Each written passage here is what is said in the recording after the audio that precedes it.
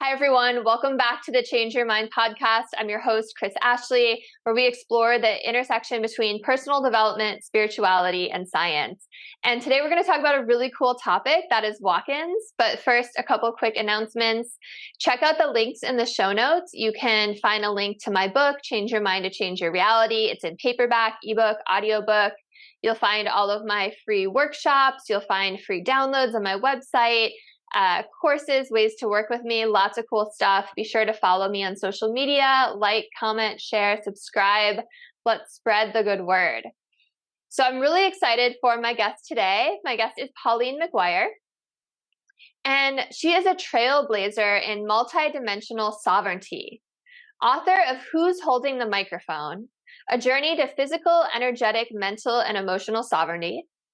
Pauline McGuire is a recognized master NLP practitioner, a master hypnotherapist, a master timeline therapist, a yoga teacher, a Reiki level 2, an Akashic records reader, and master meditator. We've got a lot of masterful things in there, so I'm excited to ask about some of those. And when the title master that's the title given to me. Those aren't titles I claim. They're like, this is what you've achieved. Totally. Yeah, I know with things like Reiki, that's like the top level. They give you the titles, but you don't. Totally understand. Okay.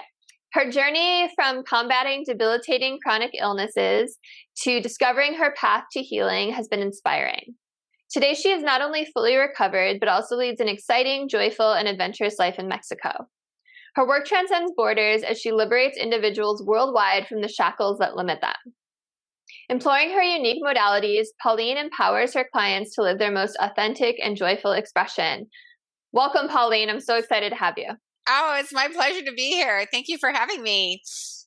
Absolutely. So I'm going to start with the same question I ask everyone is, I want to hear what your origin story is. And I was just telling you before we started recording, I love starting with origin stories because pretty much everyone has a similar theme, and that's that some hardship they went through, some adversity, some challenge, some trauma, some heartbreak led to their awakening or led to them reinventing themselves or stepping onto the path they're meant to be on.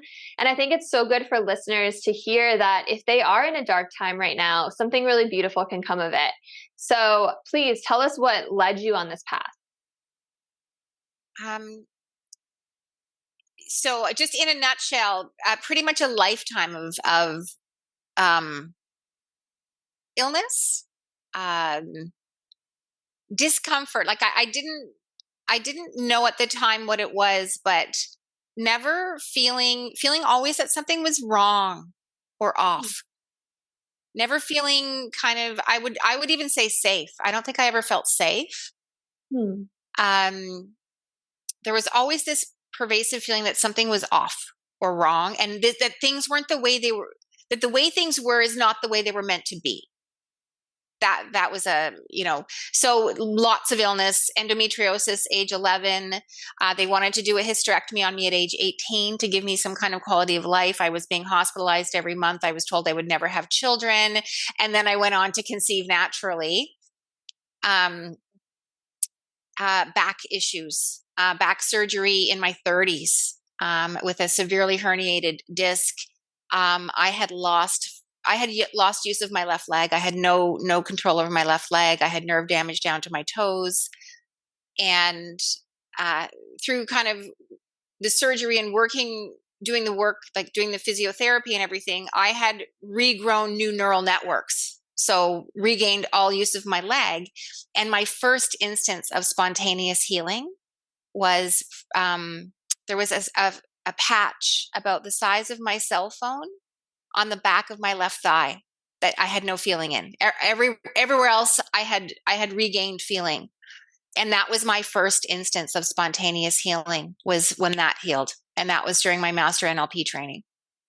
Wow. And I felt it. I had set the intention that it was going to happen. And then I was woken up in the middle of the night with this just burning sensation. And that was my first instance of spontaneous healing that I can recall. Life just continued. I was in a head-on collision in 2013, head and neck injuries, and things spiraled really badly. I couldn't get my head off the pillow. I ended up being diagnosed with fibromyalgia. And at that point in time, things were so low for me that the only hope I could see was getting the label and taking the medication. And because then you had an answer, at least, right? There was like something that then I had something. Yeah. And I had some glimmer of hope. And that's a pretty low bar, right? When you're looking at a narcotic or whatever it is, a pharmaceutical. But that was what kept me going, and got the label, got the prescription, and I took the one dose and I ended up in the hospital. My body said, absolutely not. This is not what this is about. And any control I had at that point was gone. I was on the floor sobbing, and I just did not know what to do. I didn't give up, but I gave in to whatever needed to happen, if that makes sense to you. It does. And it's almost like a surrendering, it sounds like. It was like, okay, I got nothing left. I have no ideas left. I have nothing left. So wherever I'm going, I'm going.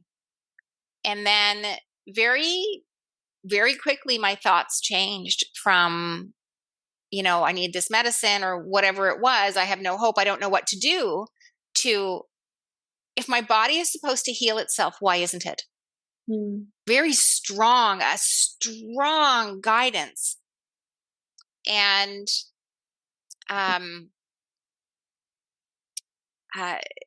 got set on that path. So I would say that was probably the turning point. And started on a path of yoga. They had sent me to an 8-week course for fibromyalgia to learn how to live with it. And the very first doctor who was presenting said, fibromyalgia is, when you exercise, it's painful, but it's not harmful. And that's all I needed to know. He's like, you've got to keep going. You've got to break through this cement. And I did. And I kept going from there. Did my Akashic records training, did my NLP practitioner training, which is when I realized my body was in survival. It didn't matter what I was doing with my thought processes. My body was in survival. Started to meditate, started to do I did my master level NLP training. And then I went to my first meditation retreat, which led me to start to do a 30-day walking meditation challenge at the beginning of January 2020. And within weeks of that, I got quite sick. And what had been underlying a gluten sensitivity, because I had been gluten-free for years at this point, was Crohn's. And did not know it was there. And through a series of emotional and energetic clearings, cleared the Crohn's in 5 days. Wow. Yes. And that's autoimmune for listeners that don't know what that is, right? That's ulcers in your small bowel. Okay. And it's incredibly painful and debilitating. So that's a little bit of my story on how I got here and what I know is possible. And it's just gotten better since then. Now it's healing really old stuff, really, stuff that's it's not even an illness. It's just there must be some energy there because that's not aligned. When you just said a moment ago that now it's so much better, you just lit up into this like beautiful smile, and it was like I could see it just like radiating off of you. You're throwing off shackles. Yeah, that's because we're never meant to live like that. And in my book, it shows you before and after pictures. It shows you When I did the walking meditation, so I started with this 30-day walking meditation. I ended up going for like 724 days. Of walking meditation? Yes. Wow. Across 3 countries. My whole life changed. And I have pictures in the book that show at the beginning and what I look like now. And you can tell it's a different person. Around day 400 of walking meditation, actually, I won't go there yet. So that's the history. Yeah, and thank you so much for sharing all of that. That's so much for one person to go through. And you said something that kind of popped out at me. You said we're never meant to live like this. And I agree. You know, I think our bodies are perfect, whole, complete, lacking nothing, always able to heal ourselves. And illness is a sign that something's out of alignment, or we're not on the path we're meant to be on, or we have repressed emotions of some kind. So what do you think was the spiritual purpose of going through all of that illness? So what I know now is when I started to do my Akashic Records training, that's when I first found out, and in that modality, it's called soul shifting. That's when I first found out about the concept that souls could shift, could switch the body. One soul could shift out of the body and another one could shift in. So, which I found fascinating. That was never something in my awareness before. And then all my clients, the clients showing up were soul shifters, which was very cool. So that was a very accepted, normal thing. I had never shown as one ever. And, can I ask how someone shows as one? So when I do an Akashic Records reading, that's part of what we do. That's part of the protocol, is finding out if they're a mono-souled. So one soul in this body for this lifetime, or more than one. Okay. And then that's at the very beginning of the reading. So that if there's more than one, then the process and the protocol is different, of identifying how many, which one is in the body. You can only ever read the soul that's in the body. So that's, and in that modality, it's either a teaching contract where one soul teaches the other, or a protection contract where one soul protects the other. So I knew about this. All my clients were soul shifters, and I had never shown as one, ever. Doesn't matter who was reading me. Nobody, I'd never shown. So I start the walking meditation, and the voices in my head are nasty and just awful, abusive. And I know through my NLP that how you do one thing is how you do everything. So if those voices were there in that instant, in that circumstance, those voices are there all the time. And that's what fueled me to overcome them and get going. And it's like, it was brutal and daunting, but I knew that whether I did the walking meditation or not, the voices were saying that. So I started the walking meditation, kept going. Around things got amazing. So many amazing things happened. However, there was also times where it was like a switch flipped, and I could see very distinct things happening. And there was a beautiful, quiet little voice that was like, "You're doing so beautifully. Just keep going." And then other voices that are like, "You're such an idiot. Who do you think you are?" And there was this cast of characters. And I didn't know, there was days I felt bipolar. There's days I felt schizophrenic. and I would observe my behavior, and I would have these amazing days where I'd be riding my bicycle and eating, foods that I love. There's like this one kale salad that I love, and signing up for a course, and those things light me up. And then the next day, I can't get out of bed, and I've eaten 6 donuts. And I have no control. None. Everyone's like, "Oh, you're not trying hard enough." I'm really freaking honest with myself. I had 0 control over what was going on. And things got really bad between day 400 and day 500 of walking meditation. That's what I was like, okay, I got to do something about this. I don't know what to do. Fast forward, find a gentleman in Thailand that someone had sent me one of his newsletter emails, and he deals with walk-ins, which is another name for soul shifting. And I'm just going to quickly say here, so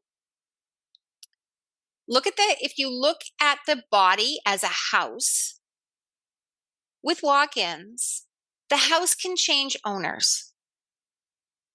So one owner can leave and another owner can come in. When a soul is born into a body, that's called being born in, as opposed to walking in, where you walk in at some point in time after birth. Was pretty desperate, emailed this guy, booked the appointment with him, and I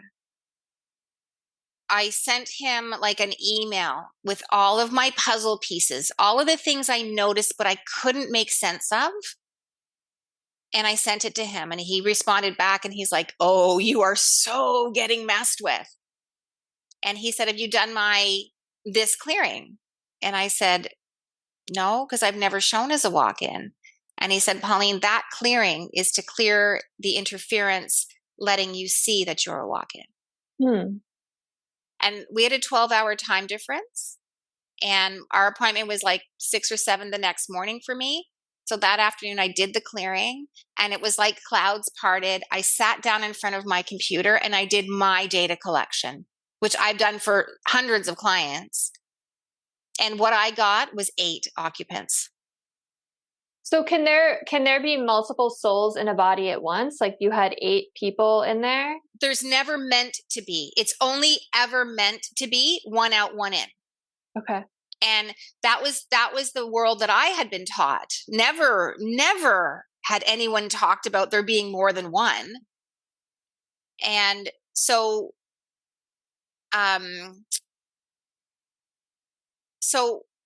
we get on the I email on the spreadsheet, we get on the call, and he said, "Okay, I looked at your stuff." He said, "You get 8. I get that you're 9 looking at the other 8. So this is an interfered with walk-in. And the outgoing soul is kept. It's not kind of allowed to leave. And interference then gets embodied. So with the first interfered with walk-in, you then have 2 souls and interference. So and can I just interrupt and ask, why would that happen? Like, what's the plan behind that? Walking in is a highly advanced technique for high dimensional souls. Mm-hmm. Right? You've done a few rounds on Earth before you're using that method to incarnate. In my model of the world, the people that use that method to incarnate are here to affect positive change in the world. Right. That's what I've always heard too. And my whole body just broke out in goosebumps. So that is a way of stopping it. If we can mess with your shift, with your walk-in, you're essentially in a straitjacket. Because what happens is the body is only ever meant to have one soul in it. And when there's more than one, plus throw in whatever interference showed up, you have an energetic soup. And it is a mind bend. Nothing, it's like having one very clear signal going out, and now you're interfering with it. So even you're not yourself. So are these like evil entities coming in, or are they just regular souls that have an agenda? Like who are these people that are trying to stop these higher dimensional souls? These are energies. I don't look at anything as good or bad. I look at it as what's their agenda. Right. I agree with that. So their agenda is, you know, I mean, you can look at many different things. You know, the agenda might be that to keep the status quo. Well, we don't want change on the planet. There's been a lot of effort put into making Earth the way it is right now, which is never how it was intended to be. Right. I've heard that as well. Who's benefiting from Earth being the way it is right now? I can pretty much guarantee you those are the energies at play in interfering with walk-ins. Got it. I don't name the energies until I'm actually working with a client, because there can be a lot of fear packed around the names. And guess who packed the fear around it? They did. Yeah. So we don't look at it. Religion. Oh my gosh, religion has packed so much fear. So I was, at that point in time, I believe there was 7 occupants in the body. We did the clearings. I slept for, I think, 5 hours, and I woke up, and for the first time I could ever remember, my head, there was quiet in my head. I did not know that I had a committee in my head. So now, are you the soul that was meant to walk in, that higher dimensional soul? Is that who's in your body right now? Is that who I'm talking to? There have been shifts since then. So when you walk that path, so there's different kinds of shifts.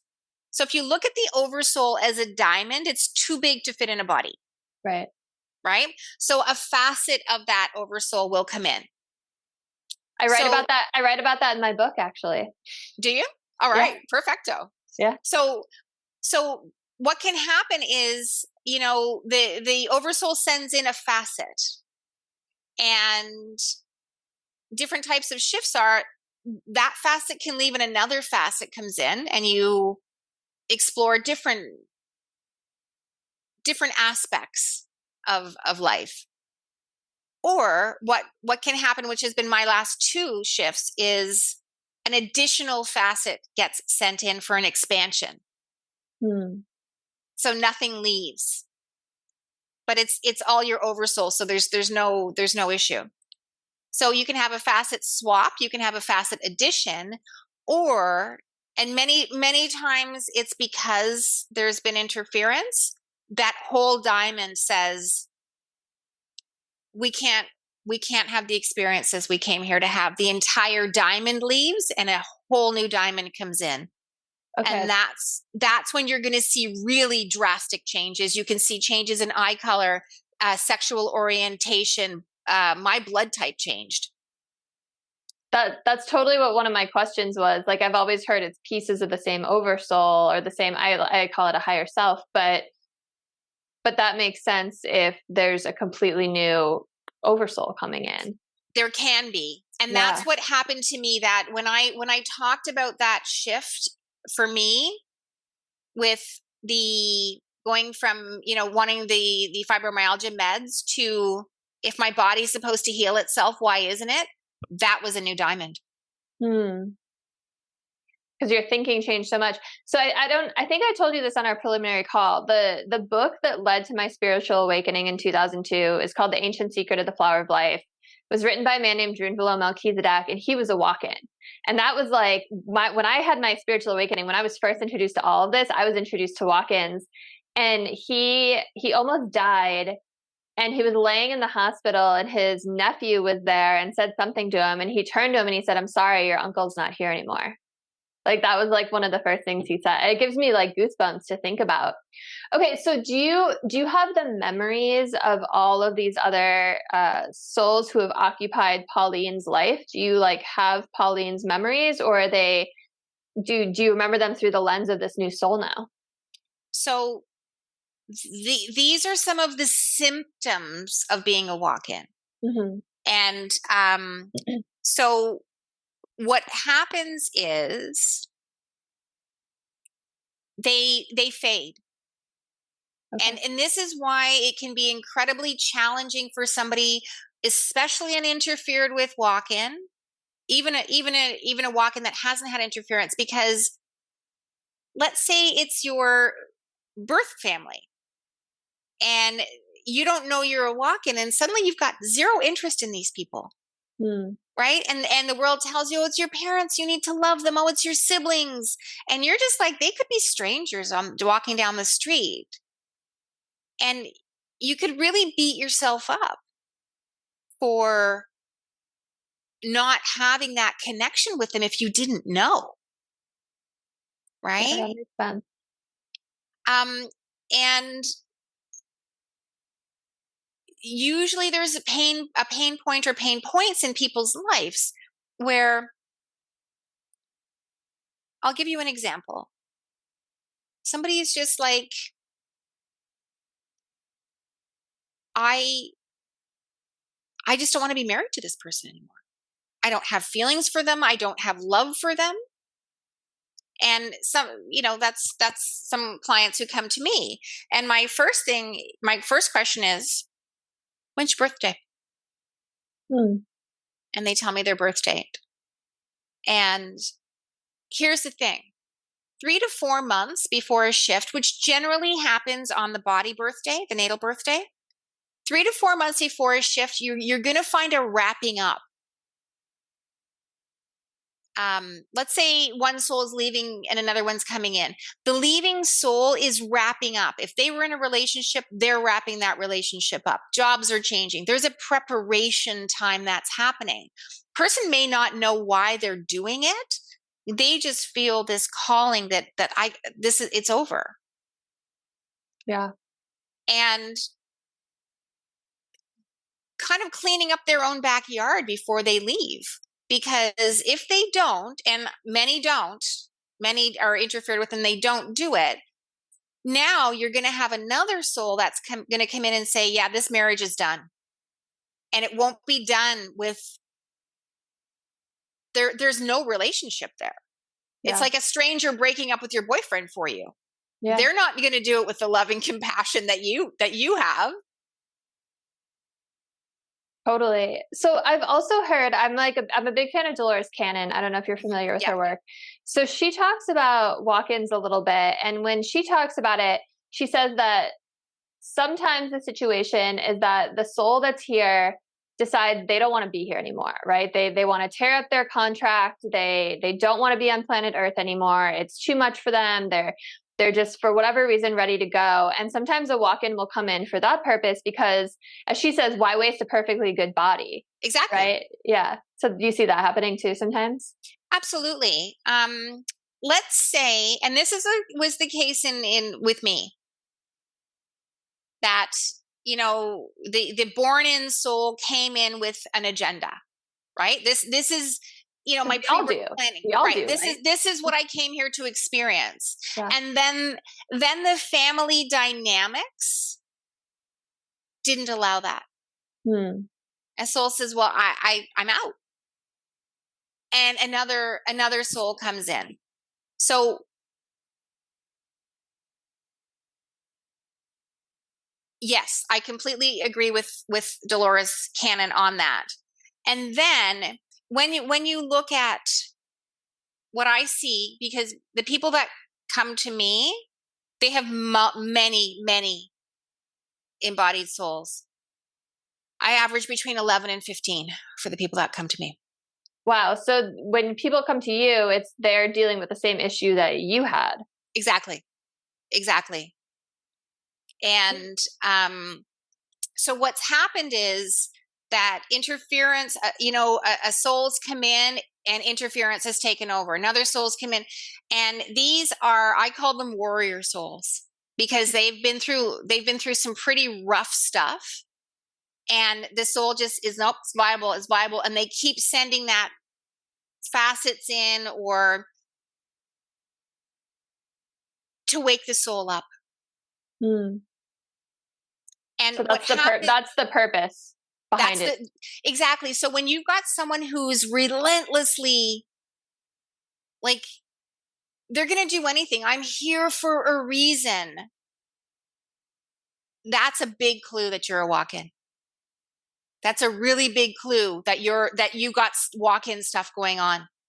Say that again. Say that again. If you feel like you're here for a bigger reason, you know you're here for a reason, a big purpose, but nothing's going right. Okay. And you're just like, this isn't the way it's supposed to be. This, you've got this drive. That's what drives many people to me, is their soul is telling them something's wrong. And they're like, well, why can't I find my purpose? And it's really about what's blocking my purpose. And it's this energetic soup in the body, which includes interference, which does not have the body's interests or at heart. So what ends up happening with multiple embodied occupants is that they end up time sharing the body. So is it like, it makes me think of multiple personality disorder. Like, do you think that's misdiagnosed? Oh, absolutely. Because and I know. What was that show that just came out? My gosh. It was based on a true story. I'm going to have to remember it, but it was like time sharing. The same thing. It was like throughout the day, this kid, and it was based on a true story, could be any one of these personalities, and they would just rotate through depending on what he needed. Yeah. And like, I myself knew, there was times I questioned whether I was bipolar. Yeah. Whether I was schizophrenic. I knew I was depressed.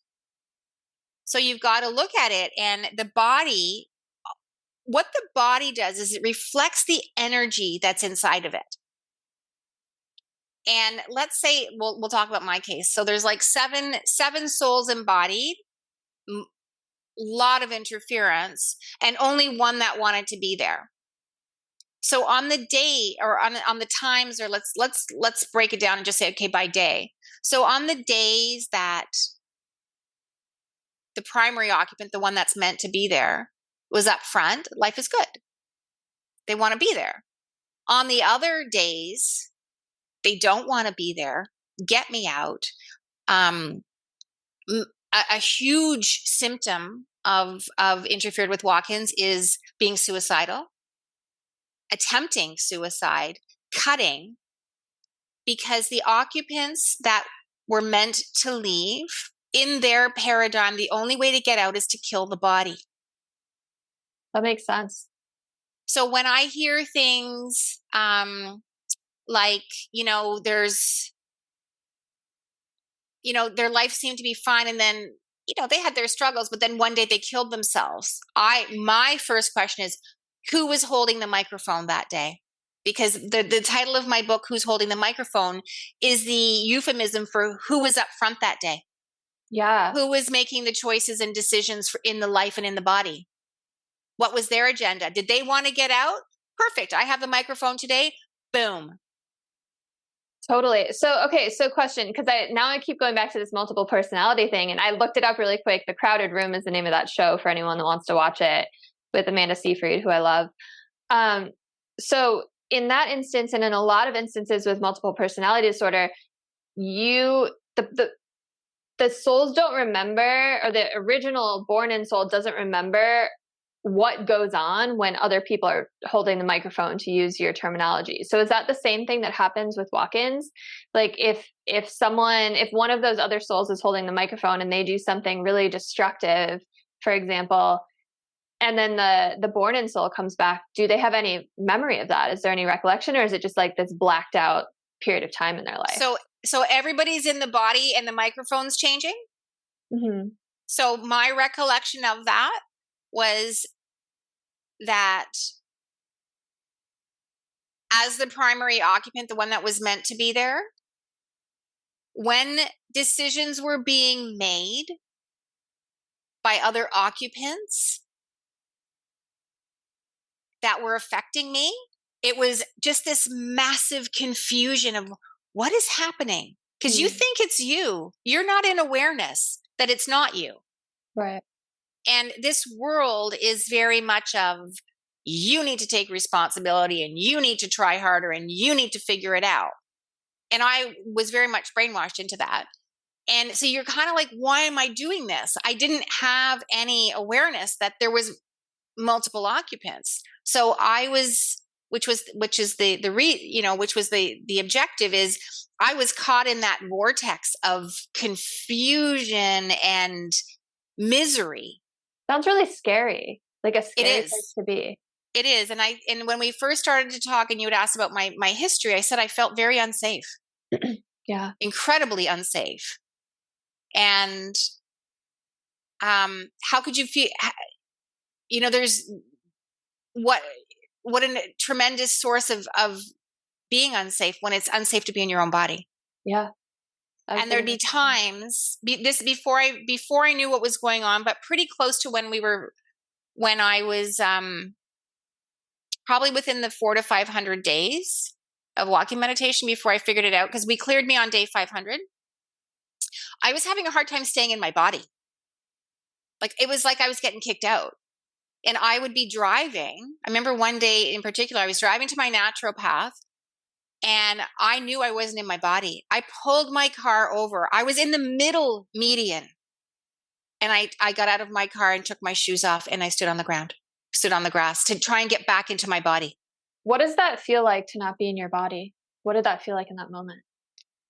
It's this woozy, disconnected, it's like there's a big barrier between you and your body. This wooziness, this, like you just, it wasn't like I was looking at my body. It wasn't that at all. It was just this wooziness and knowing that I wasn't in control. That I wasn't the one driving the car. Quite literally and figuratively. Right. And to the point that I pulled over and got out and I was in the middle median. It wasn't like I'd pulled off to the side. It was like, this has to stop now. And I do find people come to me as well with that. And it's like they're being kicked out of the body. So how does one go about clearing out these other souls? Because that's the work you do now, right? Helping other people do that. Yes, that's the work I do now. So it's addressing the interference that came in and orchestrated with, there can be different interference with each occupant. You deal with each occupant as an individual. Okay, what's everything involved with occupant 1? What's everything involved with occupant 2? What's the interference?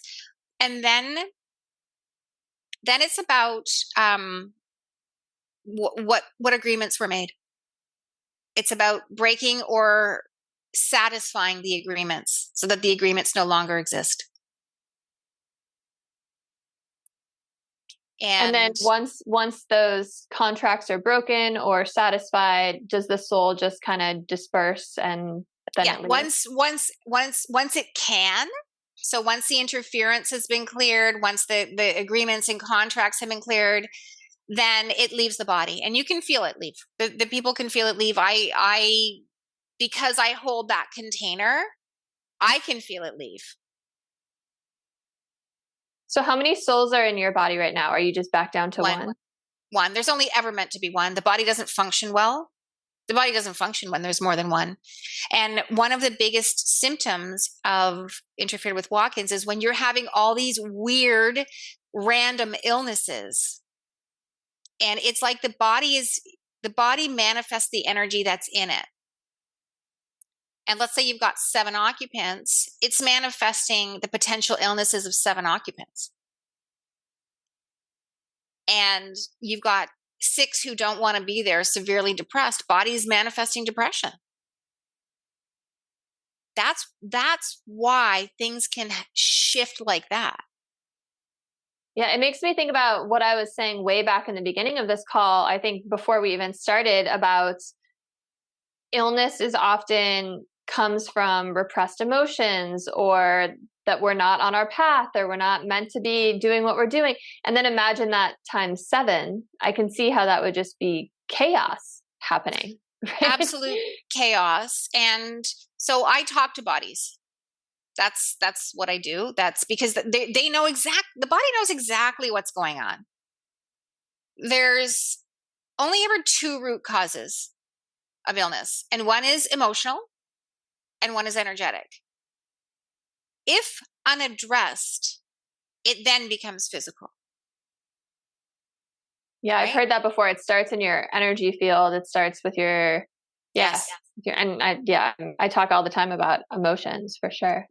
So you can look at Western medicine, which only deals with the physical. It's never physical. The body might adopt it if it's been around long enough. So if you're not going after the root cause, which is emotional or energetic or both, then you're never going to heal. A big part, doing the walk-in clearings is one part.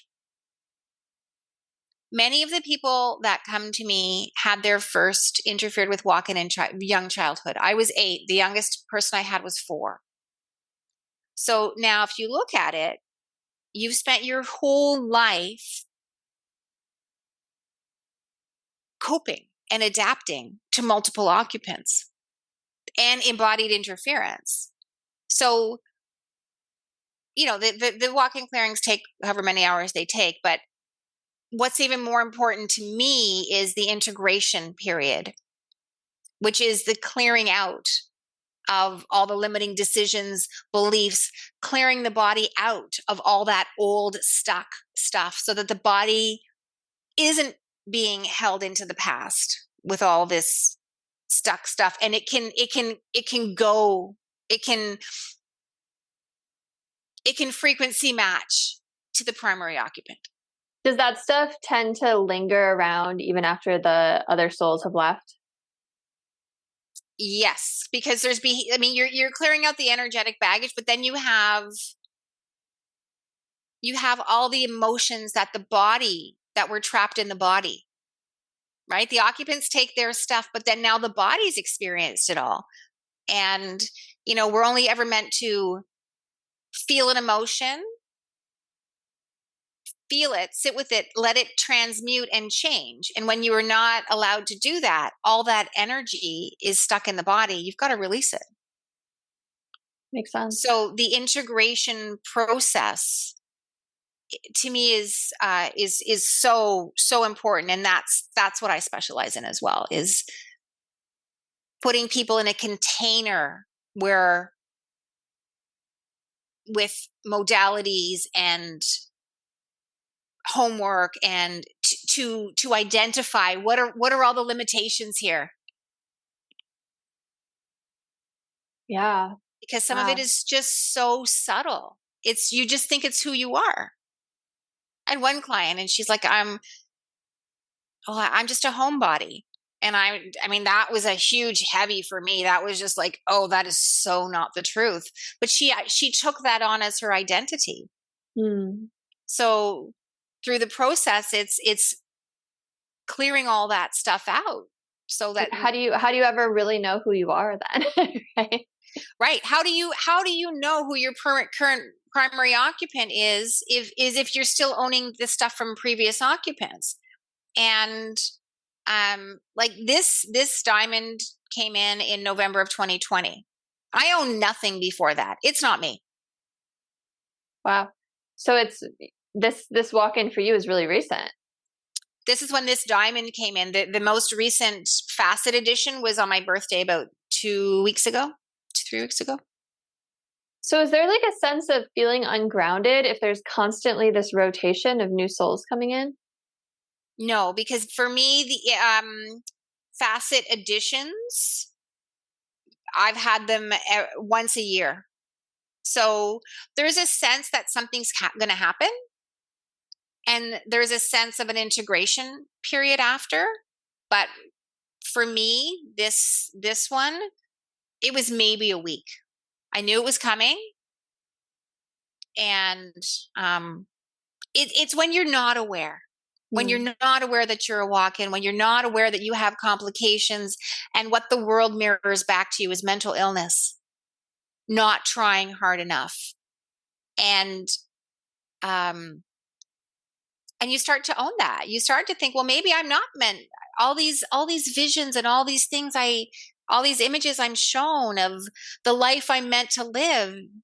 Maybe I'm not supposed to have that. Almost like the world is gaslighting you. The world, well, when you incarnate as a walk-in with a purpose, you're already in a world that's gaslighting you. Because one of my biggest challenges has been that very little in the world is even comfortable to look at or reflects who I am. And that's because I'm here to change it. Yeah. Not to be part of it. And part of my process has been walking my path, honing my guidance so that it is so strong. And continuing to clear out my body so that I have the strength to look at what's happening in the world, because it's not good. It's not how it was ever meant to be. And continuing to walk my path and say, but where are the walk-ins? Yeah, it reminds me of that quote that I've seen circulating on social media. It's something like, if you find that you don't belong in the world, it's because you're here to help create a new one, right? Exactly. And many people are like, they're upset because they don't fit into the world. Rejoice. Yeah. If you don't fit into the world, because who wants to fit into what's happening now? Right. And if you don't fit in, it's for a reason. It's for a specific purpose. But many people, they've tried so many things to find their purpose, to feel feel somewhat okay in their body, to feel somewhat like okay just in life.